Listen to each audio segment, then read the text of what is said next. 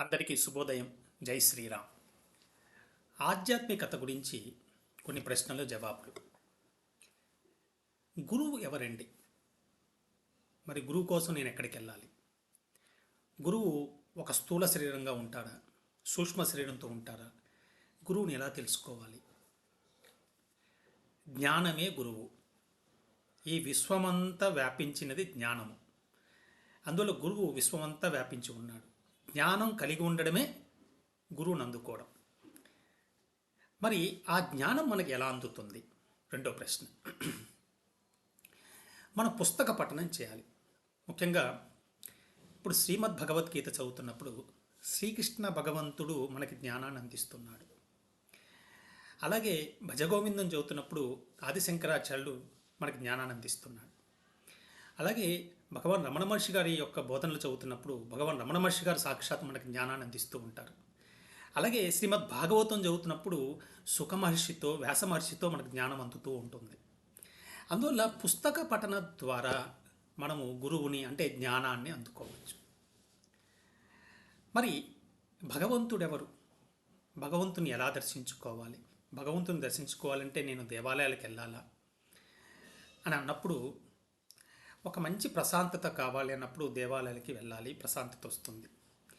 కానీ నిజంగా మీరు భగవంతుని తెలుసుకోవాలి అంటే మీరు ఉన్న స్థలంలోనూ ఎక్కడికి వెళ్ళాల్సిన అవసరం లేదు. ఉన్న చోటనే మీ పని మీరు చేసుకుంటూ సమదృష్టి కలిగి ఉంటే, అంటే సుఖదుఖాలకి అన్నిటికీ అతీతంగా మీ పని మీరు చేసుకుంటూ ఉంటే మీకు ఒక పరమశాంతి అందుతుంది. ఆ పరమశాంతి ఎప్పుడైతే అందిందో మీకు భగవంతుడు అందుతాడు. మరి భగవంతుడు ఎవరు? స్వరూప జ్ఞానం కలిగి ఉన్న వాళ్ళే భగవంతుడు. అందులో శ్రీమద్ భగవద్గీతలో కూడా కృష్ణ భగవాన్ ఏం చెప్పారంటే, ఎవరైతే దైవీ గుణాలు కలిగి ఉంటారో వాళ్ళే భగవంతుడు అన్నారు. అందువల్ల మన స్వరూప జ్ఞానాన్ని మనం తెలుసుకున్నప్పుడు మనలోనే మనం భగవంతుని దర్శించుకోవచ్చు. మరి వైరాగ్యం అంటే ఏమిటండి? అంటే ఈ మాయా ప్రపంచం అంటే మనసు నుంచి పుట్టింది మాయ సంసారం అంటాం కదా. ఈ మాయా ప్రపంచం నుంచి కొంచెం దృష్టి పక్కకు పెట్టి సత్యమైన స్వరూప జ్ఞానం వైపు వెళ్ళడమే వైరాగ్యం. బాగుందండి. మరి ఏకాంతం అంటే ఏమిటి? ఏకాంతం అంటే అందరినీ వదులుకొని ఒంటరిగా ఉండడం ఏకాంతం కానే కాదు.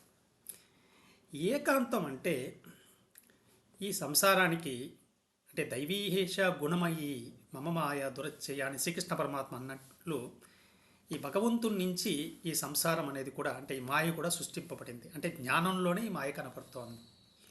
అందువల్ల ఏకాంతం అంటే ఏంటంటే అనాదిగా ఉన్న మీతో కొంచెం సమయం ఇవ్వడమే ఏకాంతం. మీ స్వరూప జ్ఞానాన్ని తెలుసుకోవడమే ఏకాంతం. మరి ఈ ఆధ్యాత్మికత చదవడం వల్ల అంటే చిన్న వయసులో చదవడం వల్ల లేదా ఒక యుక్త వయసులో చదివినా ఏది చదివినా అన్ని పనులు వదిలేసి మరి నేను సన్యాసం అవుతానా? ఎప్పుడూ కాదు. ఆధ్యాత్మికత అంటే చేసే పనిలో కొంచెం కౌశల్యం ఉంటుంది. అంటే చేసే పని ఇంకొంచెం అద్భుతంగా చేస్తారు. ఎక్కడ కూడా ఆధ్యాత్మికత చేసే పని వదిలి వెళ్ళమని ఎక్కడా చెప్పట్లేదు. శ్రీకృష్ణ పరమాత్మ భగవద్గీతలో కర్మయోగం చేయడమే చాలా శ్రేష్టమని చెప్పాడు.